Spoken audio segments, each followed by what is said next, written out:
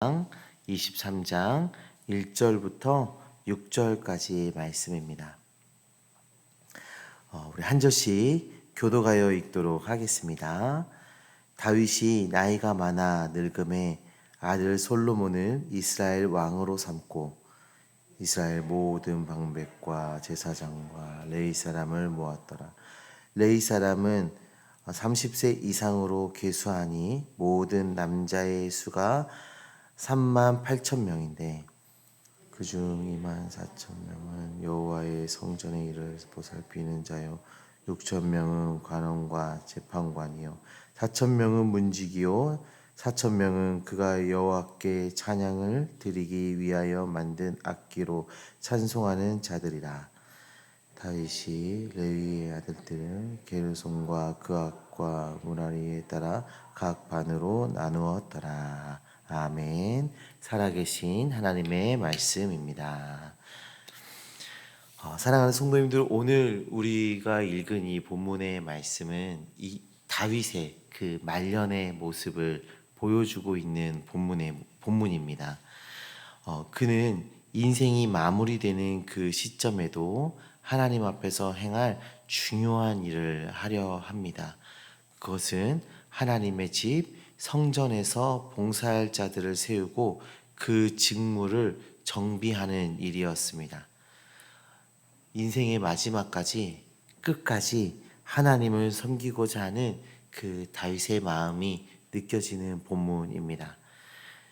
우리는 이 다윗의 모습을 통해서 배울 수 있는 것이 있습니다. 하나님의 일꾼으로 우리는 끝까지 맡겨진 사명에 충성을 다해야 한다라는 것입니다. 다윗은 인생 막바지에도 하나님을 위해서 전심전력했습니다. 그리고 하나님은 성경을 통해서 우리에게 그런 주님의 백성이 되라, 그런 주의 일꾼이 되라 하고 말씀해 주고 있어요. 사명을 다하는 성도들이 되셔서 우리의 존재의 이유인 하나님을 가장 영화롭게 하는 그 삶을 살아내는 주님의 자녀들 되시기를 주님의 이름으로 축원합니다.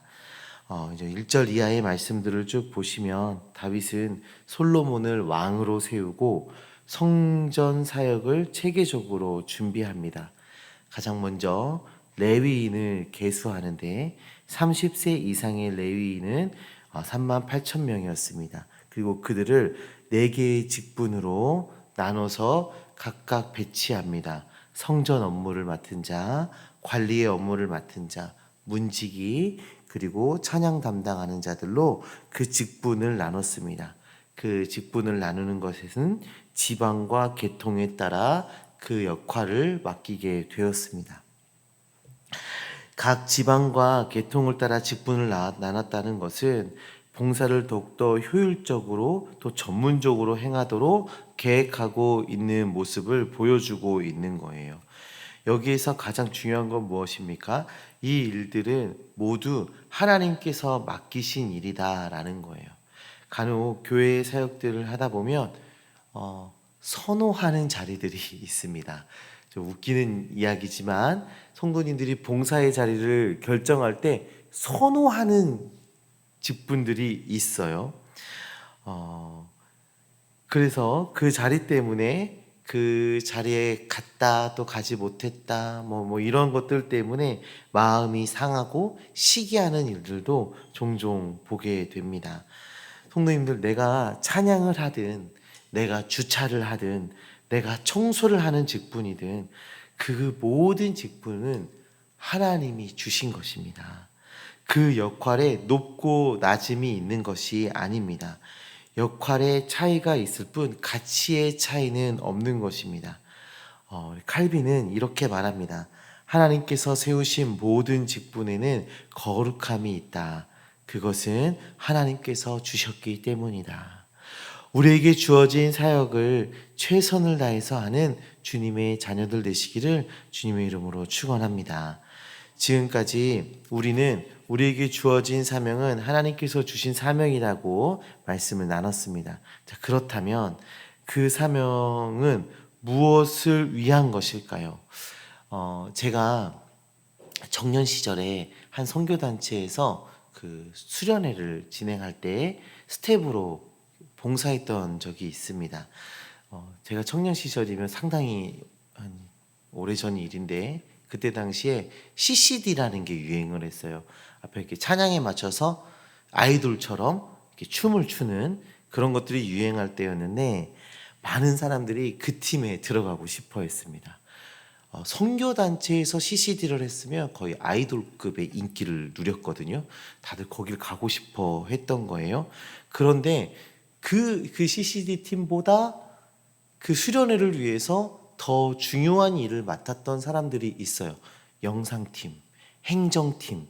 이 사람들은 사람들 앞에 전혀 보이지 않았고 영상팀을 맡고 있었던 사람은 너무 덥고 좁은 공간에서 보이지 않는 곳에서 모든 시간 자리를 뜨지 못하고 카메라를 붙잡고 있었습니다. 지금처럼 이렇게 디지털로 이렇게 카메라를 잡던 시절이 아니었기 때문에 굉장히 그 힘든 모습을 보여줬어요. 왜 그 사람들은 잘하면 당연하고 실수하면 그 혼이 나야 하는 그 좁은 공간에서, 그 더운 공간에서 아무한테도 인정받지 못하는 그 일을 수련회가 시작하고 끝날 때까지 그 일을 하고 있어야 했을까요? 아무런 유익이 없는데, 아무런 이익이 없는데, 알아주는 사람도 없는데 그들은 온전히 하나님의 영광을 위해서 하나님을 영화롭게 하기 위해서 그 자리에 있었던 것입니다. 우리도 그렇습니다. 우리가 맡은 직분이 사람들한테 인정받는 위치에 있을 수 있어요. 칭찬받는 위치에 있을 수 있고, 또 어떤 사람들은 아무도 알아주지 못하는 곳에 그 직분이 맡겨진 사람들도 있습니다. 그런데 우리가 기억해야 합니다. 사람들한테 칭찬받는 자리에 있든 그러지 못한 자리에 있든, 사람들 앞에 서는 자리에 있든 그러지 못한 자리에 있든 다 하나님을 위해서 우리가 사역하는 것입니다. 나 혼자만 고생하고 있는 것이 아닙니다. 그곳에 하나님께서 함께 하시고 그 섬김과 헌신으로 하나님이 영광 받으십니다.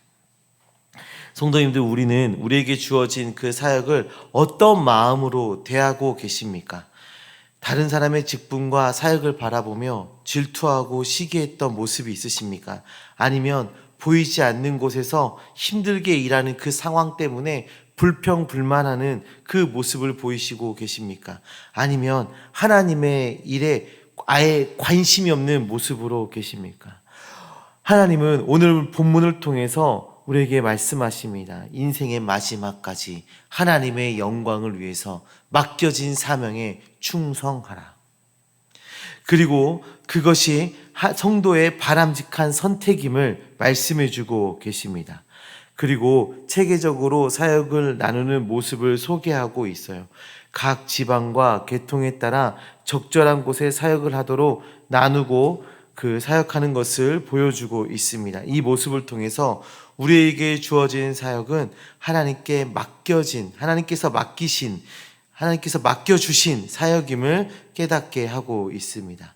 그리고 그 사역의 목적은 무엇입니까? 하나님의 영광, 하나님께 영광입니다.